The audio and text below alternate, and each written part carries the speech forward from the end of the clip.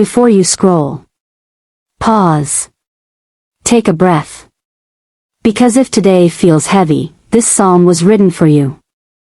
Some days you're strong. Other days, you're just trying to survive quietly. And the beautiful thing about Psalm 23 is this. It doesn't pretend life is easy. It promises that you are never alone in it.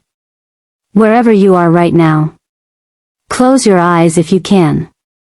If not, let these words meet you where you are. Psalm 23. The Lord is my shepherd. I shall not want. He makes me lie down in green pastures. He leads me beside still waters. He restores my soul. He leads me in the paths of righteousness, for his name's sake. Yeah, though I walk through the valley of the shadow of death, I will fear no evil. For you are with me. Your rod and your staff, they comfort me. You prepare a table before me in the presence of my enemies. You anoint my head with oil. My cup runs over. Surely goodness and mercy shall follow me all the days of my life. And I will dwell in the house of the Lord forever. Some scriptures speak to you. This one walks with you. Psalm 23 does not promise a life without valleys. It promises a shepherd who refuses to leave you in them. When David says, "The Lord is my shepherd," he is saying, I am not guiding myself. I am not alone in my decisions. I am being watched over, even when I don't feel it. I shall not want does not mean life is perfect. It means your soul is no longer starving for peace. Green pastures are not rushed places. Still waters are not loud. God restores you in spaces where striving stops. And sometimes, he has to make you lie down. Because exhaustion often convinces us that rest is a reward, when in truth, it is a gift. Then comes the part we don't like to talk about. The valley. Notice the wording.